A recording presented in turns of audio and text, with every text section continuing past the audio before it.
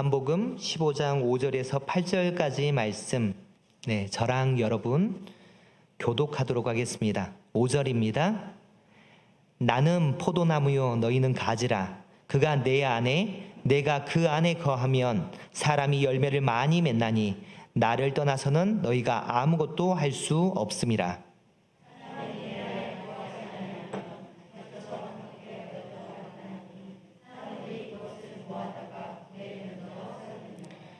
너희가 내 안에 거하고 내 말이 너희 안에 거하면 무엇이든지 원하는 대로 구하라. 그리하면 이루리라.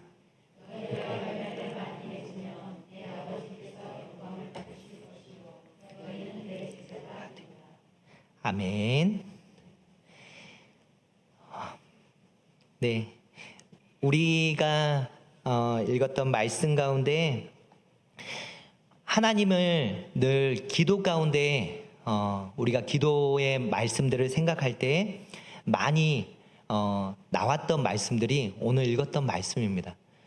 특별히 이번 주에는 기도에 대한 말씀들을 많이 이렇게 나누는 것 같아요. 수요 예배에 우리 조광욱 목사님 함께 말씀 나눌 때도 기도에 대한 부분이었고, 또 매일 새벽 예배 말씀 함께 나눌 때에도 솔로몬의 기도 해서 솔로몬이 기도했던 내용 가지고 기도에 대한 부분들을 함께 나누는 그런 시간들이 있었습니다. 오늘도 함께 기도에 대한 부분들을 나누려고 하는데요. 열매 맺는 기도라는 제목으로 함께 말씀 나누어 가려고 합니다. 우리가 말씀 가운데 그런 게 있죠. 무엇이든지 원하는 대로 구하라. 그리하면 이루리라. 그리고 또 이런 말씀이 있습니다. 내 이름으로 아버지께 무엇을 구하든지 다 받게 하려 함이라. 라는 이런 말씀들을 많이 들었습니다. 그래서 우리가 기도할 때 기도의 근거로 이 말씀들을 많이 사용하고 그렇게 기도하면서 나아갑니다. 그런데 한번 묻고 싶습니다. 혹시 여기에 계신 우리 성도님들 가운데 나는 기도하면 100% 다 그 기도대로 이루어졌다라고 하시는 분 계신가요? 나의 기도는 100%다. 왜? 말씀 가운데 그렇게 얘기했잖아요. 무엇이든지 원하는 대로 구하라. 그러면 주시겠다고. 그리고 내 이름으로 아버지께 무엇이든지 구하면 다 받게 하겠다고 말씀하셨는데, 어떻게 100% 기도에 응답 되셨나요? 아니에요? 그럼 뭐예요? 하나님이 성경에 쓰신 하나님의 말씀이 거짓말을 적어 놓으셨던 건가요? 아니면 우리가 이런 말씀에 대해서 오해를 하고 있었던 걸까요? 어떤가요? 하나님이 거짓말장이세요? 그러면 하나님이 거짓말장이면 우리의 기도의 대상 되시는 그분 앞에 우리가 기도를 할 수가 없는 거죠. 말씀 가운데서도 항상 기뻐하라, 쉬지 말고 기도하라, 범사에 감사하라고 하는데 쉬지 말고 기도한다라는 그것이 의미가 없어져 버려요. 그리고 하나님이 거짓말장이라면 하나님의 말씀을 읽을 필요도 없어져 버리는 뭔가의 문제가 심각해집니다. 그래서 말씀이 잘못됐다라기보다 이 말씀에 대한 우리의 오해들이 있는 것 같습니다. 이 시간 함께 말씀을 나눌 때에 이런 오해들이 사라지고 열매 맺는 기도로 하나님께 영광 돌리는 삶 살아가는 우리 사랑하는 성도님들 되시길 주님의 이름으로 축원합니다. 요한복음 15장 말씀은요, 예수님께서 제자들에게 설교할 때요, 말씀할 때 하신 말씀이에요. 보통 요한복음 15장은 예수님의 포도나무 비유라고 얘기를 합니다. 이 포도나무 비유를 시작할 때에 알고 가야 되는 게 15장 1절에서 예수님께서 말씀합니다. 나는 참 포도나무요 내 아버지는 농부라. 여기서 내가 누구예요? 예수님이 말씀하셨으니까 예수님은 참 포도나무래요. 참, 리얼, 진짜 포도나무. 가짜가 아니라 진짜 포도나무시고, 하나님 아버지는 어떤 역할로 비유하셨다고요? 농부, 네, 농부세요. 그리고 오늘 읽었던 말씀에서는 5절에 15장 5절에 이렇게 말씀합니다. 나는 포도나무요 너희는 가지라. 예수님은 다시 포도나무라고 얘기를 하고 여기서 너희는 누구일까요? 너희는 예수님의 제자들에게 지금 12제자들에게 지금 이 말씀을 하시는 거예요. 앞에 보면 말씀들을 보면 제자들의 발을 씻기시고 또 함께 계속해서 대화를 나누어 가시는 가운데 이 15장 말씀도 해 가시는 거예요. 그래서 너희는 그 예수님의 제자들을 얘기합니다. 그 제자 너희는 무엇이라고요? 포도나무에서 가지라고 얘기를 합니다.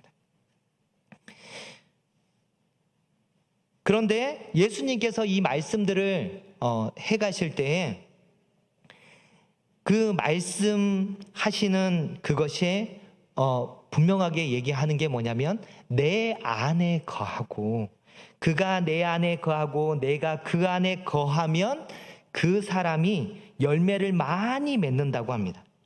그런데 가지가 나무에서 떨어진 것처럼 예수님을 떠나면 그 사람은 아무것도 할 수 없다라고 말씀하고 있습니다. 나무에서 떨어진 가지가 나무에서 떨어져 버렸어요. 그러면 어떻게 될까요? 영양분을, 수분을 공급받을 수가 없어요. 그러면 어떻게 된다고 말씀하고 있어요? 말라요. 메마른 그 말라버리는, 그리고 그 말라버린 그 가지는 결국 불에 던져져서 태워집니다. 그래서 예수님은 이 말씀 가운데서 계속 얘기하는 게 뭐냐면 내 안에 거하라 라고 말씀하고 있습니다. 여러분, 내 안에 거하라 라고 하는 예수님께서 말씀하시는 것은 그게 무엇을 말씀하냐면요, 지금 포도나무로 비유하고 있잖아요. 그러니까 내 안에 거한다라는 것은 우리가 예수님께 붙어 있는 것을 말합니다. 가지가 나무에 붙어 있는 것처럼 우리가 예수님께 붙어 있는 것, 그것을 예수님 안에 거하는, 내 안에 거하라 라고 하는 말씀이고, 또한 예수님이 계시는 그곳에 또한 우리 또한 머무는 것, 그것을 예수님 안에 거한다 라고 말할 수 있습니다. 또 예수님 안에 거한다라는 것은요, 예수님과 상관없는 삶이 아니라 서로 인격적인 관계 안에서 관계를 맺고 상관 있는 삶을 살아가는 것을 내 안에 거한다, 이 거함을 얘기하고 있습니다. 가지가 나무에 붙어 있으면 서로 엄청난 영향을 주고받습니다. 그리고 가지는 나무가 포도나무라고 불려질 때에 그 포도나무에 붙어 있으면 포도나무의 일부분으로서 그 가지 또한 포도나무라는 정체성을 가지게 됩니다. 하지만 이 가지가 나무에서 떨어지면 어떻게 될까요? 그 가지는 더 이상 포도나무가 아닙니다. 그 포도나무라는 그 정체성 가운데 속해질 수가 없고 오히려 땔감 아니면 쓰레기로 그렇게 바뀌어버립니다. 자, 여기서 우리가 여기까지 하나님, 예수님이 말씀하시는 내 안에 거하라 라고 말씀하시는 이 부분들이 이 예수님이 비유하시는 포도나무 비유로 조금 이해가 되시나요? 이해가 안 되시는 것 같은데 그냥 억지로 지금 하시면, 계속해서 좀 설명들을 좀 들어가면 이 말씀들이 조금 더 이해가 될 것 같아요. 예수님께서 이것을 쭉 얘기하시고 내 안에 거하라라고 말씀하시면서 반복적으로 얘기를 하시면서 7절에도 또 이렇게 말씀합니다. 7절에 너희가 내 안에 거하고 내 말이 너희 안에 거하면 무엇이든지 원하는 대로 구하라. 그리하면 이루리라. 아까 읽었던 말씀이에요. 그런데요, 많은 사람들이 앞에 것은 쏙 빼고 뒤에 것만 기억하고 있어요. 하나님께서 무엇이든지 원하는 대로 구하래. 그러면 주신다고. 마치 그런 느낌이죠. 소원을 한번 말해봐. 그러면 내가 다 들어줄게. 너 뭘 원해? 내가 다 줄게. 다 사줄게. 막 이런 느낌의 그 말씀으로 들어가지만 우리가 기억해야 될 것은 오늘 말씀에 어떤 부분이 지금 빠져 있다고요? 네, 너희가 내 안에 거하고 내 말이 너희 안에 거하면 이라는 말씀이 앞에 있어요. 이 말씀을 빼놓고 그냥 보면 이상한, 우리가 오해하게 된다라는 거죠. 가지가 나무에 붙어 있는 것, 그러면 이것이 뭐라고요? 그 안에 거하는 거예요. 상관 있는 관계로 이게 맺어지는 것을 말합니다. 그러니까 내가 예수님 안에 거하고 하나님의 말씀이 내 안에 머물고 있으면이라는 조건 속에서 무엇이 이루어지냐면 무엇이든지 원하는 대로 구하라. 그리하면 다 줄게. 다 이루어진다라고 하는 그 말씀이 성립됩니다. 가지가 나무에 붙어 있어야 무엇이 공급된다고요? 수분이 공급돼요. 영양분이 공급이 돼요. 또 나무에 붙어 있으면요, 상처가 나면 그 상처를 자가 치료해주는 물질 또한 공급이 돼요. 또 해충들이 올 때도요, 그것을 그 해충들로부터 보호해주는 보호 물질들이 그 때에 맞게 나무에서 공급이 됩니다. 그러니까 붙어 있으면 공급이 된다는 거예요. 내가 원해요. 제가 지금 위험해요. 지켜주세요. 지켜준다고요. 또 저희가 지금 목말라요. 그럴 때 물을 주고 그 필요를 채워줄 수 있다고요.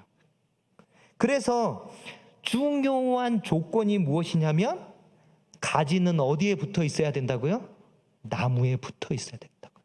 그 나무에 붙어 있는, 가지가 나무에 붙어 있는 그것이 아까 앞에서 얘기했던 너희가 내 안에 거하고 내 말이 너희 안에 거하면이라는 조건이라는 거죠.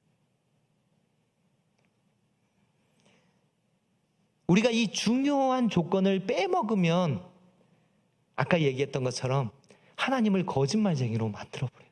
하나님 들어주신다면서요. 왜 100%가 아니라 왜 저한테는 반반 50%예요? 어떨 때는 들어주고 어떨 때는 그렇지 않고 왜 그렇죠? 라고 하나님을 마치 거짓말쟁이로, 기도에 응답하지 않는 그 하나님처럼 우리가 만들어버린다는 거죠. 그런데 100% 들어주려면 어떤 조건, 중요한 조건이 들어가야 된다고요? 가지는 나무에 붙어 있어야 됩니다. 우리는 주님 안에 거해야, 안에 있어야 공급이 돼요. 떨어져 있을 때는 공급할 수가 없다는 거죠. 8절 말씀이 이어집니다. 그런데 말씀이 조금 더 잘 이해되게 하기 위해서 제가 좀 새번역 성경 말씀을 좀 넣어놨거든요. 그 말씀 한번 자막으로 띄워주시면 15장 7절 8절 7절 8절 다 새번역 성경으로 한번 함께 읽도록 하겠습니다. 시작. 너희가 내 안에 머물러 있고 내 말이 너희 안에 머물러 있으면 너희가 무엇을 구하든지 다 그대로 이루어질 것이다. 너희가 열매를 많이 맺어서 내 제자가 되면 이것으로 내 아버지께서 영광을 받으실 것이다. 이 말씀이 이어져서 진행이 됩니다. 두 번째 우리가 오해할 수 있는 부분에서 생각해 볼 때 5절에도 나오는 게 나왔고 8절에도 나오는 말씀이 뭐냐면 열매를 많이 맺는다라는 이 말을 잘 이해하셔야 돼요. 잘 이해하지 못하면 우리가 이 말씀에 대한 부분들을 오해할 수 있어요. 자, 예수님께서 비유를 하실 때 무엇에 대한 비유라고요? 포도나무 비유예요. 자, 포도나무 비유니까 여러분 한번 제 질문에 한번 대답해 주세요. 자, 이 나무의 열매는 무엇이 되는 거죠? 네, 포도가 되는 거죠. 그 열매를 많이 맺으라고 말씀합니다. 열매를 많이 맺으라는 이 말씀에서 맺으면이라는 이것을 헬라어로 보면요, 페레테라고 말합니다. 그것의 기본 단어인 페로라는 이 단어는요, 무슨 뜻이냐면, 앞에 헬라어는 못 들은 걸로 쭉 지나가시면 돼요. 네, 무슨 뜻인지가 중요해요. 무슨 뜻이냐면 감당하다, 도달하다, 참다라는 뜻을 가지고 있습니다. 자, 맺는다라는 이것이 가지고 있는 뜻이 뭐라고요? 감당하다, 도달하다, 참다라는 뜻이에요. 그러니까 포도나무 가지가 자기가 감당 안 될 만큼의 열매를 가지고 있으면 가지가 어떻게 될까요?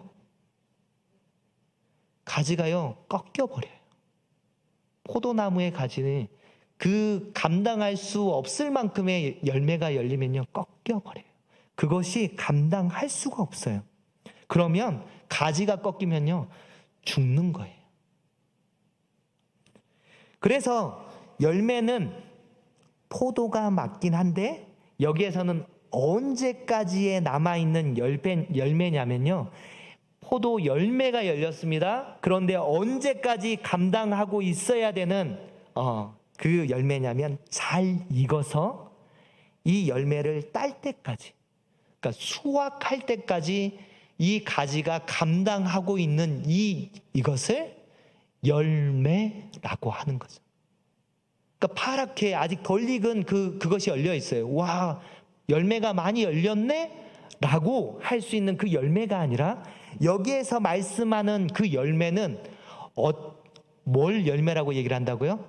추수할 때, 이것을 수확할 때, 이게 다 익어서 따서 먹을 수 있는 그 열매, 그때까지 가지가 감당하고 있고 그것을 영양분을 공급해서 열매를 맺힌 그것을 열매라고 얘기를 할 수 있다는 것입니다. 그래서 감당할 수 없을 만큼의 열매를 가지고 있으면요, 가지는 결국 이 가지는 열매 없는 가지가 되어버리고 그냥 불타버리는 가지가 되는 거죠. 감당 안 될 만큼의 욕심을 부리면 안 되는 이유가 내가 가지로서 얼만큼을 감당할 수 있는가, 이것에 감당할 수 있는 만큼의 열매가 수확된다라는 것이죠. 자, 그리고 한 가지를 더 또 생각해 볼 수 있는데요. 자, 포도나무니까 열매가 포도라고 여러분이 말씀해 주셨습니다. 그런데 여기에서의 열매는 그러면 포도여야 돼요. 그런데 포도나무에 뭔가가 비슷하게는 생겼는데 다른 게 열려 있어요. 블루베리가 열려 있네요. 그러면 이것을 열매라고 할 수 있을까요? 이 말씀에서 지금 열매를 많이 맺어라 라고, 많이 맺으면이라고 얘기를 하고 있는데 이 블루베리는 포도나무의 열매인가요? 아니에요. 이거는 열매에 해당되지 않습니다. 그러면 블루베리 말고 석류는요?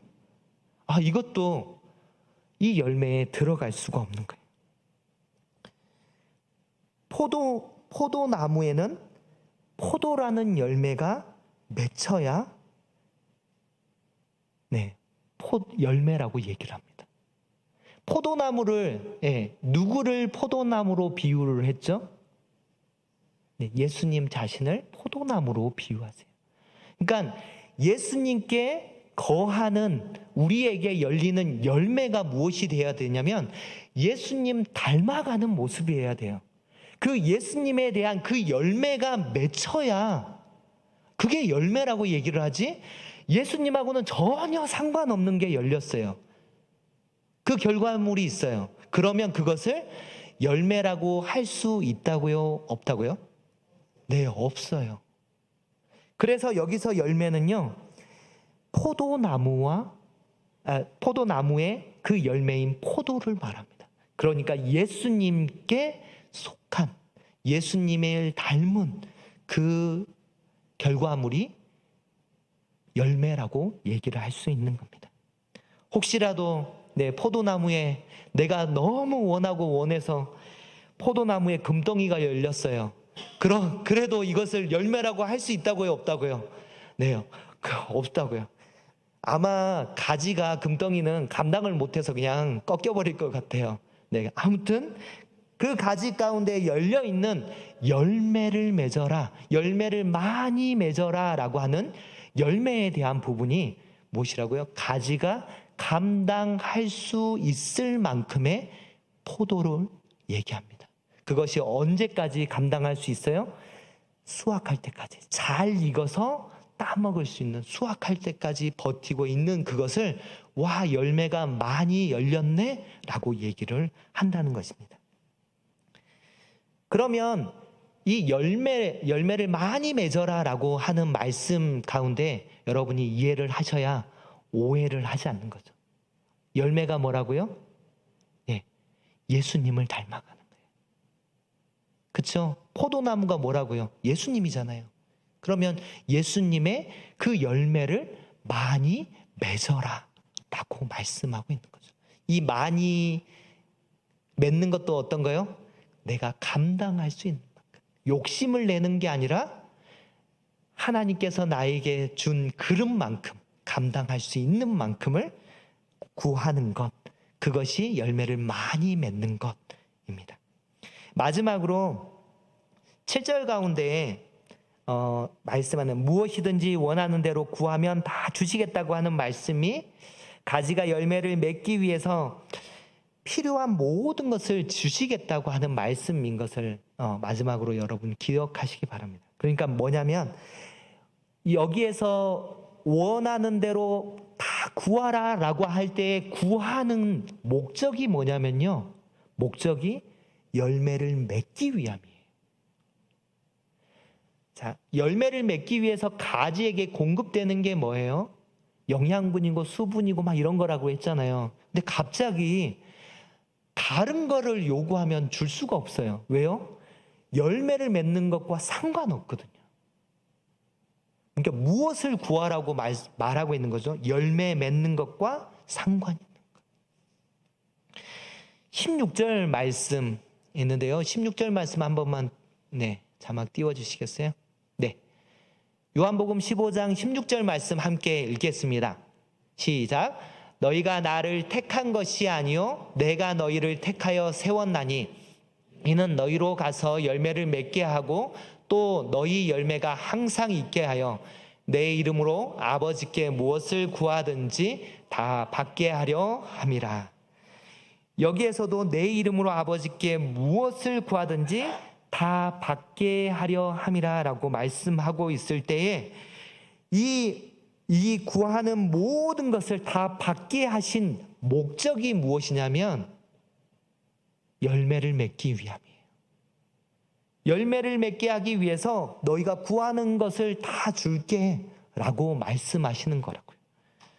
내 욕심이나 자랑거리를 위해서가 아니고 또 우리 가족의 어떤 편의와 그런 것을 위해 구하는 것이 아니라 어떤요?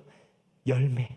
예수님 닮아가는 그 열매를 위한 모든 간구를 다 들어주신다는 거죠.